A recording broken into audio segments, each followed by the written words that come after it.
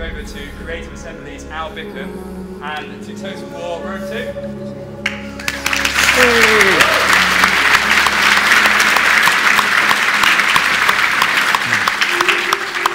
Afternoon, everybody. Thank you all for coming. Absolutely thrilling day for us today because while we went to E3 the other week, this is the first time we've shown live campaign map code, campaign gameplay code to anybody. So you're the first people in the world to see it live. So this is really exciting and a bit scary. So thank you all for coming. So if we can switch to the map itself. Right, so this is the campaign map for Total War Rome 2. Sound up? Yeah. Thank you. So this is it. It's colossal. It's enormously detailed. It's the biggest campaign map we've ever made in any Total War game. So, and the point that we're at, we're halfway through. Well, sort of towards the end of a long campaign game at the moment. We're about 200 turns in, and who you see before you here is Julius Caesar himself. We're playing as Rome as the House of Julii, and Caesar, as a general, is leading the 13th Legion of Rome on an expedition in North Africa. And we've committed a bit of a diplomatic goof here in our game because we've marched Caesar into Egypt, and we had this great trade agreement with Egypt, which Egypt has broken off with us. Now, that trade agreement brought us a lot of coin. Now, the problem with this is that we've expanded our empire really quickly. We'll show you that in its scope in a second. We've expanded our empire really, really quickly. And we've not been upgrading our farms, not tending to our civic matters properly. We've been conquering and expanding. So what's happened is our farms are not producing enough food for our growing populations. And the people are getting hungry, and hungry people get angry, and angry people rebel. So we're at a point where our populations are, you know, it's kind of danger point. So if we pop up to the strategic overview map, this shows you the full extent of the Rome 2 campaign game, stretching right over from Spain in the west there, Portugal and Spain, right over to the province of Bactria here, which is kind of modern-day Afghanistan, effectively. And you can see our empire marked out in red here. We've expanded fairly significantly from our early beginnings in Italy and Rome itself. We've pushed into Spain, north into the kind of tribal barbarian lands of Gaul and Germania. We've got a little foothold in North Africa here, and we're starting to meet the kind of exotic cultures of the East. We're pushing into Syria here. So as you can see, we're playing a very expansionist game. You know, there's a number of different kind of ways that you can win a game in Rome 2. There's 3 different sort of victory types, but we're really playing for a kind of territorial victory here. So, but there's ways we can improve our population happiness, at least on a local level. And so what we're going to do is we're going to examine the province system here. So we have this new province system in Rome 2, which is a way of parcelling up land. So a number of regions are effectively managed from a single capital city. So the capital city of the province of Cilicia here is Tarsus. And so if we go to Tarsus, because we own every region in this province, we can manage the province from here. And because we own every region, we can issue edicts, which are policies which work across the entire province. So what we're going to do is we're going to endorse festivities in this region here. So what this edict does is, this is basically Rome throwing cash at Tarsus, at the province of Cilicia, for these people to go and have fun, host some gladiatorial games, drink lots of wine, have some religious festivals, all that good stuff. So their happiness will rise over time. And that's a really great use of the edict system. But of course, we still need to think about the bigger picture about our entire empire and how we're going to improve our population happiness. So if we jump back to Alexandria, oh no, sorry, it's politics next, isn't it? So the political system is a representation. So this is one of our new systems in Rome 2, and it's a representation of the internal power struggle of your faction. So while we still have diplomacy, you dealing with other factions as well, politics sees you dealing with the political entities that make up your faction. So we're the ruling house in Rome, we're the House of Julia. But we've got to contend with the House of Cornelia and Junior as well, who have their own objectives, they have their own desires. So now you'll see the House leader here and all the generals and senators underneath him. Now, they all contribute their ambition and gravitas ratings to build up a pool of a resource that we call political capital, represented by the sliders on the side here. And as that builds up, you can expend it on certain political actions between you and the other houses.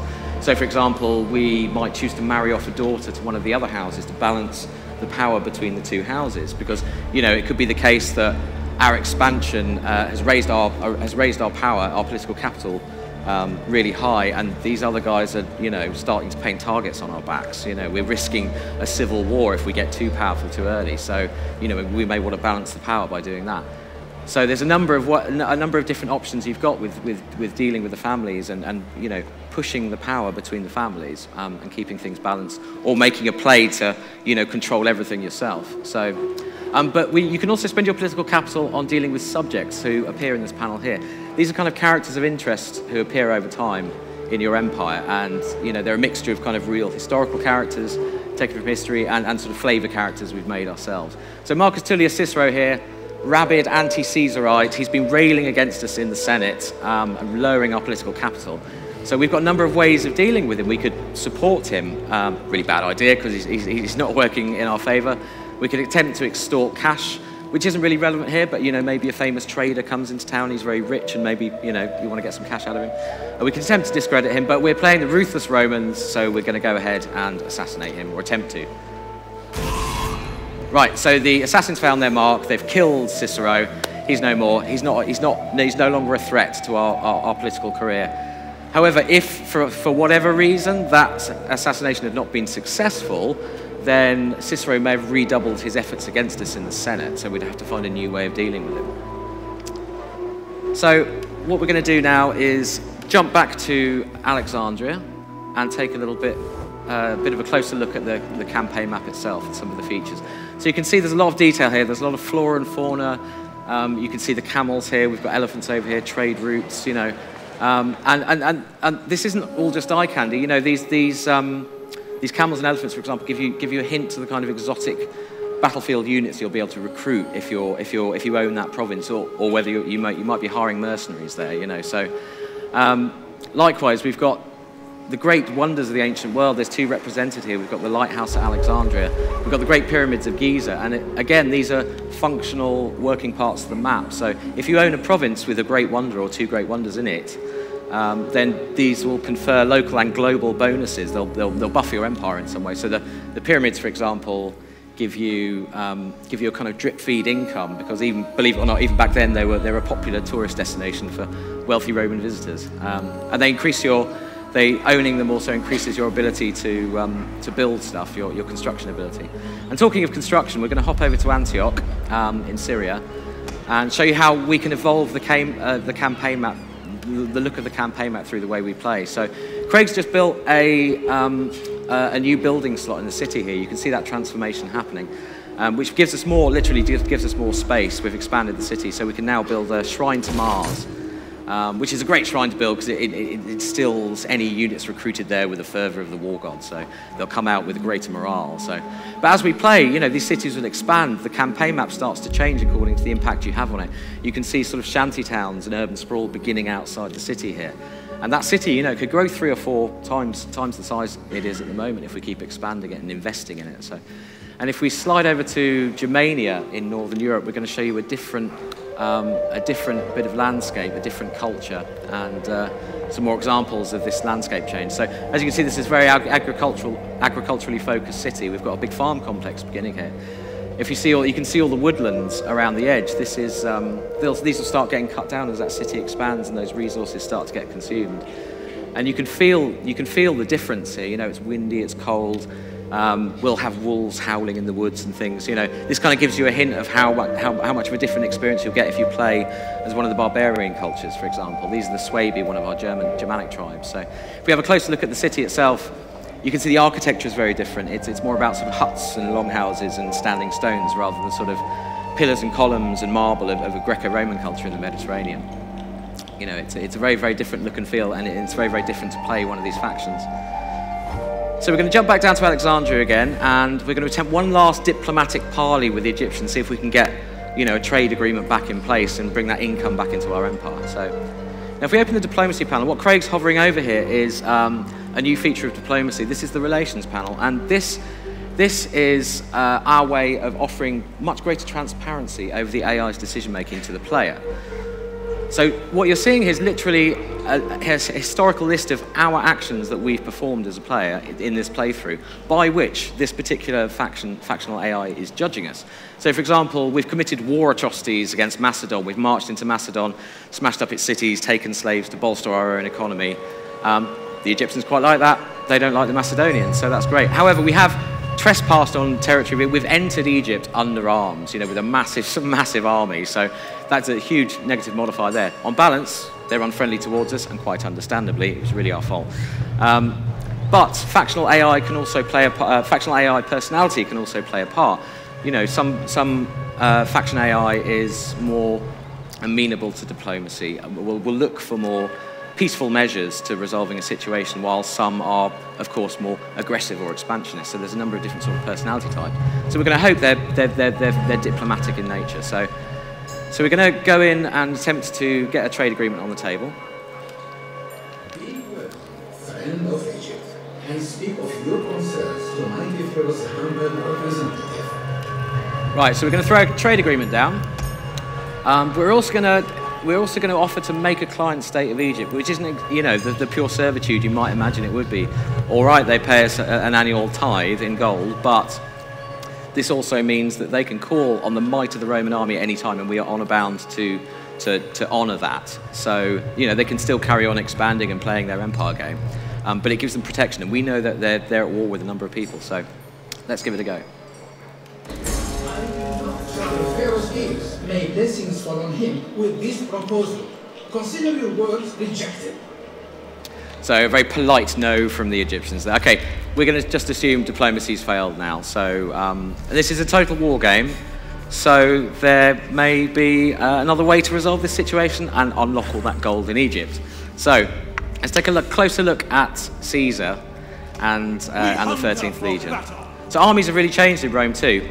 If we have a look at the army management panel here, so armies themselves, while we still have individual unit veterancy as warriors fight, they gain experience, the army as a whole gains experience as well, and it ranks up. There's up to 10 ranks each army can get.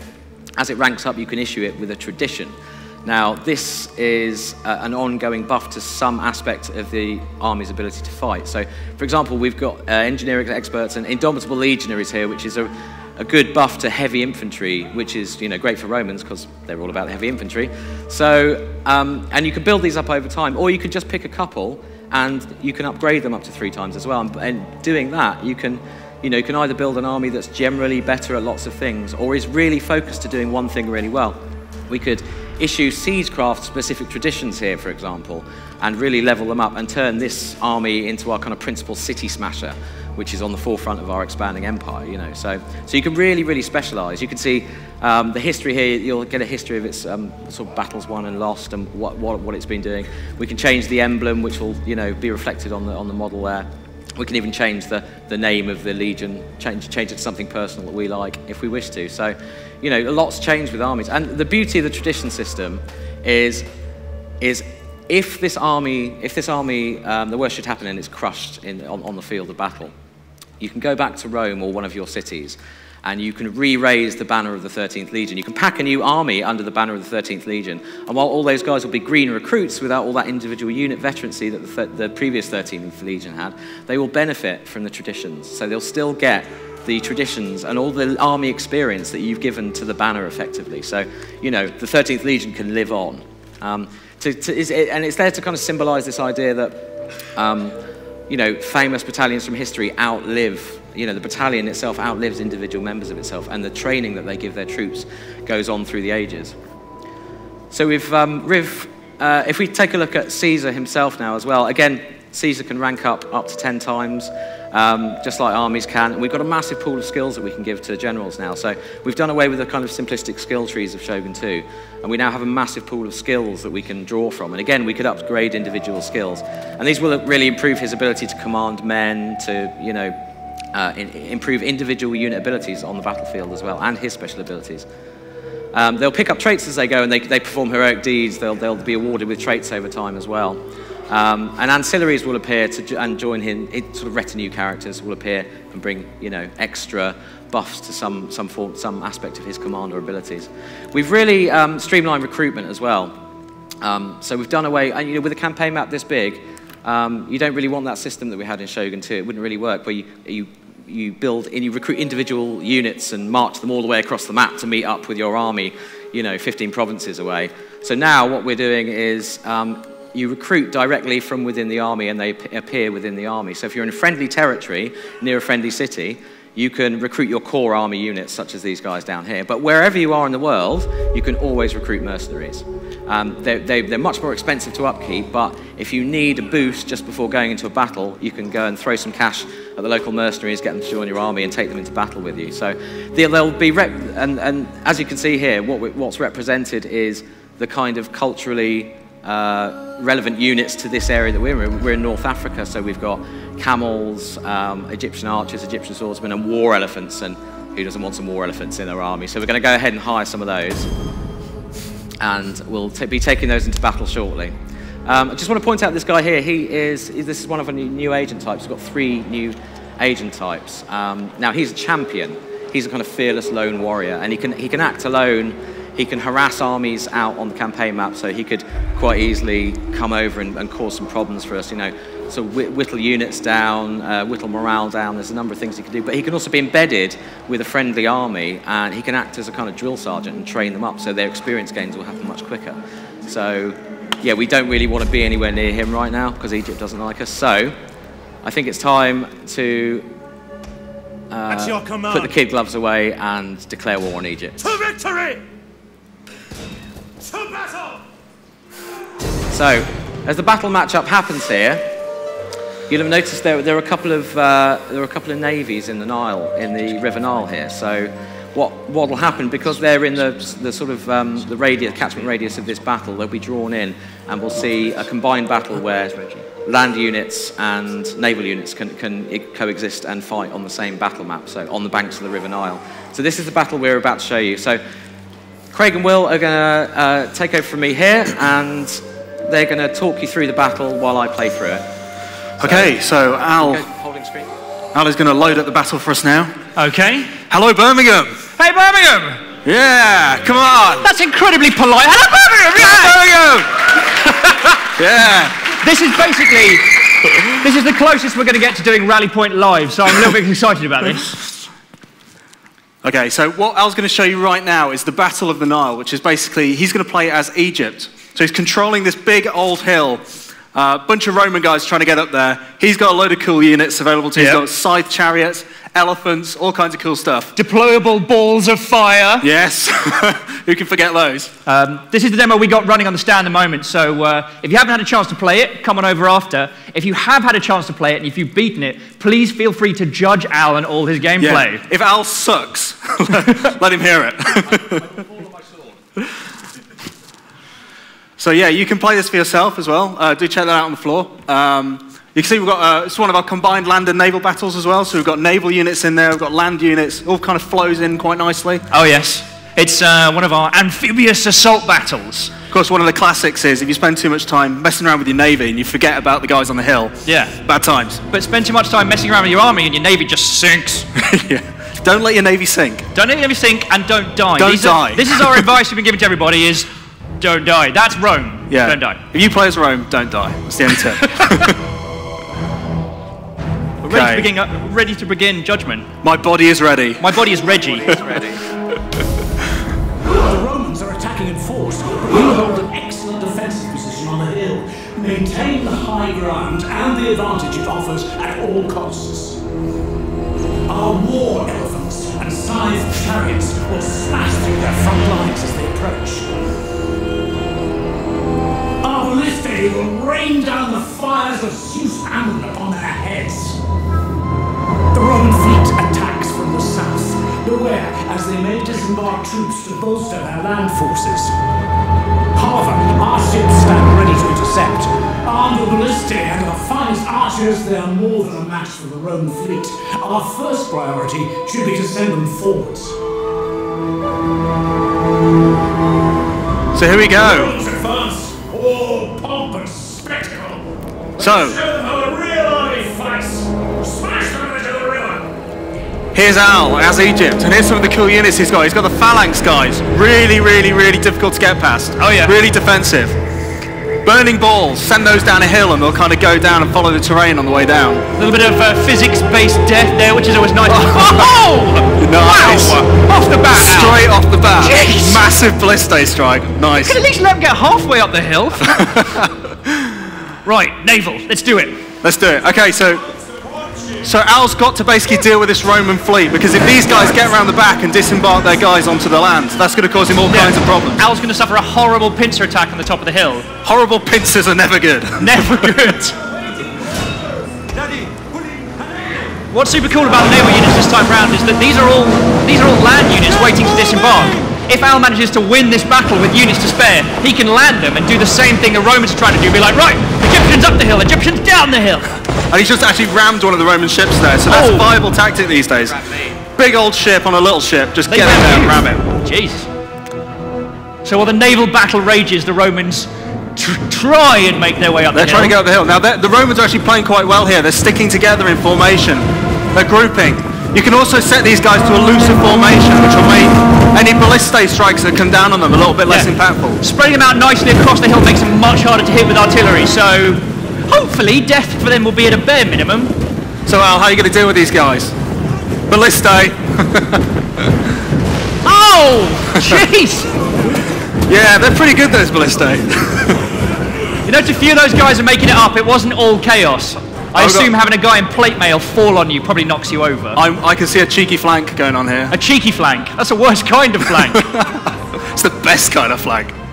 Unleash the balls, Al. See if I actually hit anyone. The balls are off. And they're going nowhere, Al. Al! What are you doing? The balls have misfired. So you can select these and then right-click on them and it will basically... Oh, no! No! Ow! Oh! Oh, man. But they are picking up speed. These should hit nicely. Of course. Yes. Of course, history is written by the victors, so if we do win this, we'll just write that bit out. Yeah, those guys died valiantly doing something amazing.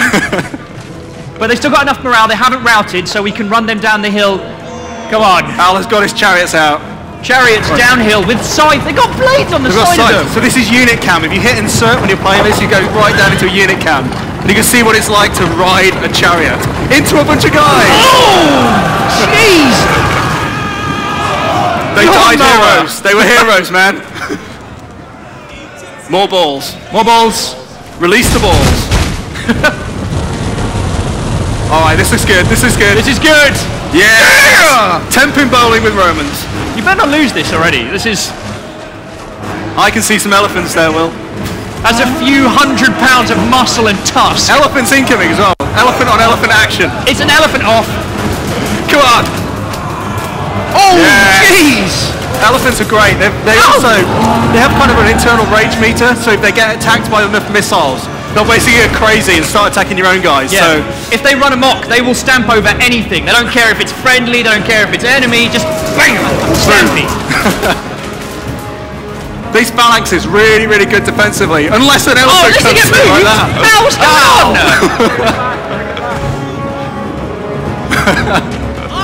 Archers away! Archers are a really good way of taking down elephants. Archers are pretty much the only thing that will take them down well. And javelins as well. Our javelins are really good for elephant takedowns. And ballistae, they're pretty good on elephants. Ballistae are good for everything except for, I don't know, moving. So we've got this map down here as well. There's also a tactical map that you can pull up to. You can show us the tactical map, Al. As soon as you know, in your own time. So there you go. You can pull up to this full 3D map and you can use it to move around the battlefield as well, which is quite handy. It's really good for getting an overview, especially when you're trying to navigate like both your navy and your army simultaneously. You can see the whole thing going on. See, Rome is actually struggling quite a bit here. I'm just wondering what's going on here with the navies, because it looks like Rome's doing all right down there. We have elephants everywhere. It is chaos. Camels! Because camels. Oh! No, that's your guys, Al. No! Al! No! This wasn't in the script. And the Romans have suffered horrible casualties trying to go up this hill. It's not looking good for them. No. Yeah, the Romans have pretty much been mangled. Yeah, it's time to mop it up. Looks like they're doing all right on the sea, though. Yeah. How's the naval battle going now? Yeah, how is the naval battle going? The guys you forgot and let die. Yeah, you just screamed bombs away and just left them to it. Yeah, the Romans are doing all right down there. So it's really important to divide your attention between the two areas. Like, if you spend too much time doing the navies, you're going to forget about the guys on the hill and vice versa. So I mean, the combined amphibious battles are really interesting because there's more weight to the naval battles than there were before. Like, these little dudes are all drowning in a bundle. Oh no! Oh man! Al, are those your Oh, guys? the humanity! Why are the Romans on your boat? Hey! Well done, Al. Possible. Well played.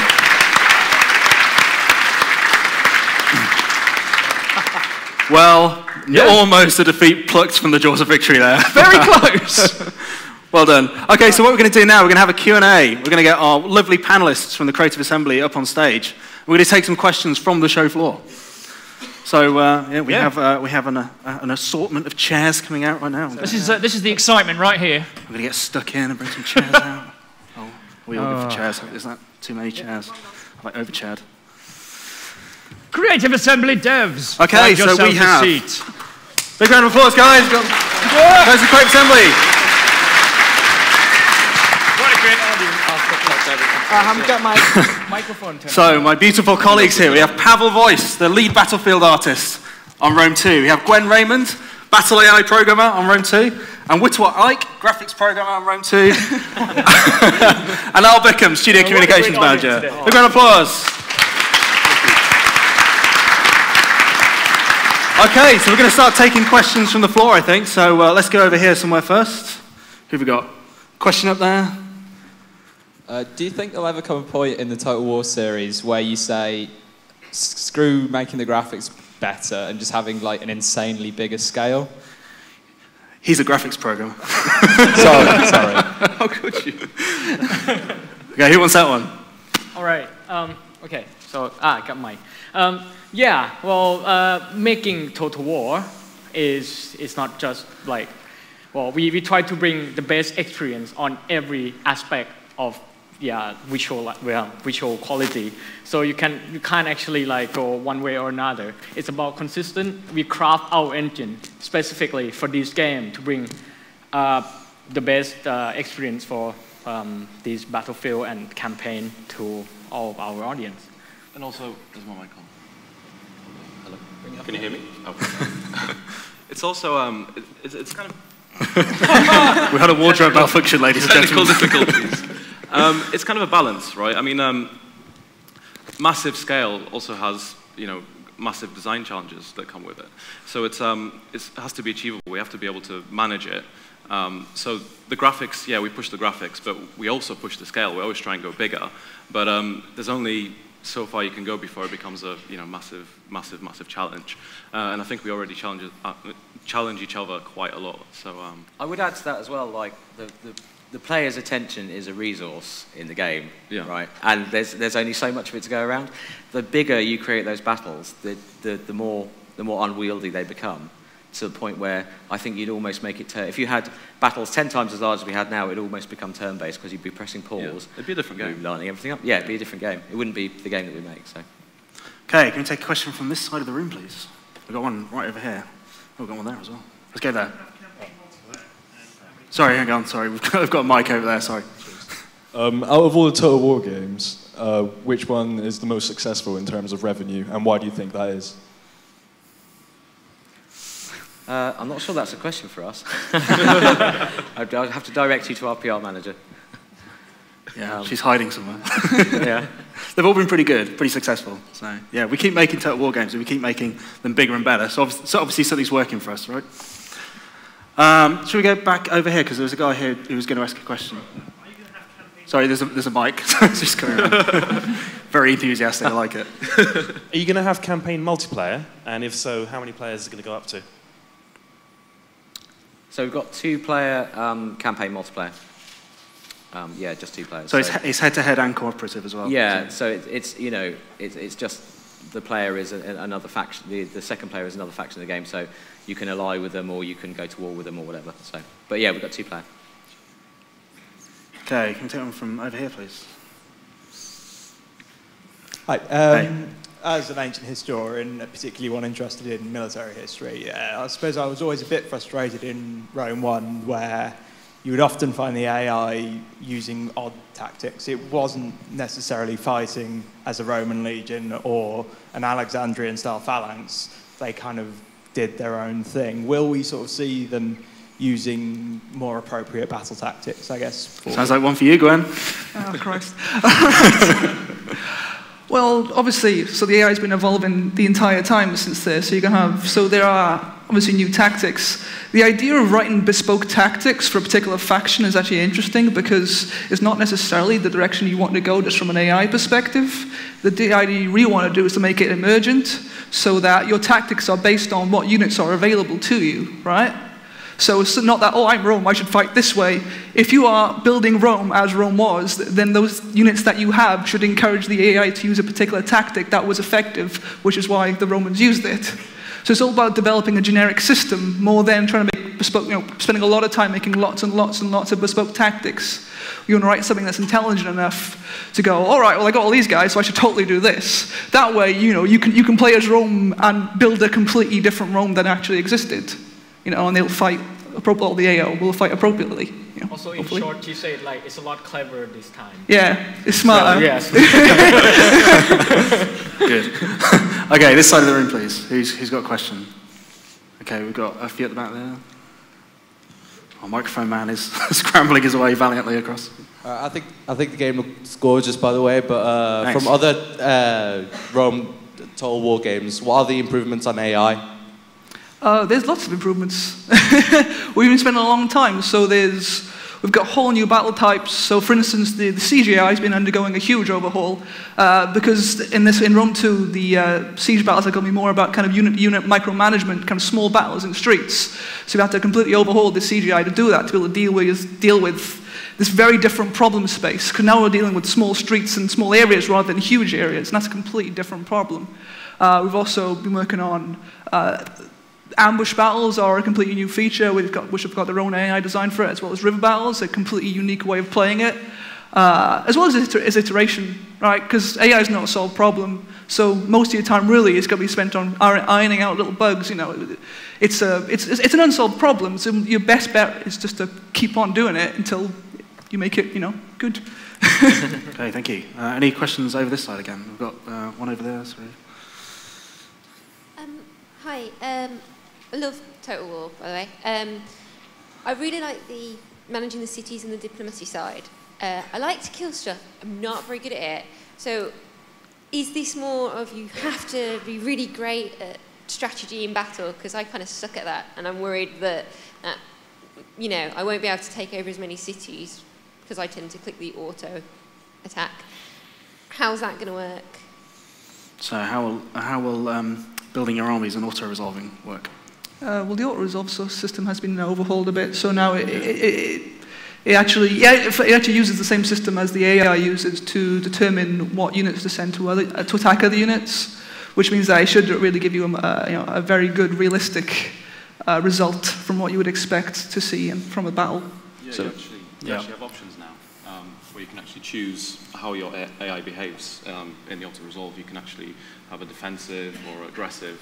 I think there's three options. I can't remember what the third one is. But yeah, there are actually you've got more options even when you're. We're knocking about ideas for different types of victory types as well, aren't we? There's like cultural victory, for example, which we'll talk about a bit more soon. But yeah, basically you don't have to. It's Total War, right? So you're going to have to do a bit of fighting, but there's options for the players as well. Anyone over here? We've got a guy over there.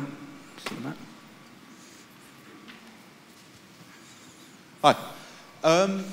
After we saw the Battle of the Nile at E3, and we saw the inclusion of a capture point that wasn't in a siege battle, the internet kind of exploded with both positive and negative comments. I was just wondering if we could see a little more clarification about where we'd see those and what effect they could have. Yeah, so they don't apply to every battle. The majority of campaign game battles that you have won't necessarily have capture points. So we've got them in a couple of the historical battles because they're useful to guide towards a specific objective, over and above just beating the other army. We've got them in larger siege battles because it generates a more dynamic form of gameplay in siege battles when you have multiple capture points and you have to say hold, for example, 2 out of 3. Then the situation is very different to just going in and destroying all the enemy units within that city. I mean, you'll remember back in the original Rome probably that the city sieges tended to devolve into a giant mosh pit in the central square of the city. And we want to get past that. We don't want that to happen again. What we want to do is have interesting, fights down the back streets with small units outflanking others. If you put the majority of your resources on one capture point, you've still got to kind of, split off units and go for another one and try and outfox your enemy. So it creates a much more dynamic sort of siege gameplay. I think. Sorry. Yeah, and we had capture points in the original Rome as well in the city battles. It's forced march as well, isn't it? If you get caught with your pants down basically by the AI, then that's and also you're going to take baggage train. And it's there also because with the visibility system, with the combined battles, it's in some cases quite necessary because you could essentially just hide. And kind of just hide out a battle without being found. So it helps, it kind of forces you to have a goal in those battles rather than just camping on your ships whilst the army just stays on land. What we try to do is we always not spoil the experience of you're not gonna use just a capture point to finish the battle or something like that. It will be total war you like, total war you love for all the time. It's just a new thing that we add. Well, not really a new thing anyway. And the forced march that you touched on as well. That's basically the idea is you're forced marching. You're caught off guard. You've got this baggage train. You've got all your supplies, and you've got to protect it. Otherwise, you suffer a great loss. So, and that's like a capture point, right? Okay, I think we have sadly been outflanked by time. So we're going to have to call an end to it there. But do come by, check it out on the show floor. Please do. Give us your feedback. We'll all be out there in various points of time. Check out our game jam as well that's going on. And there we go. I'll hand you over to Bertie.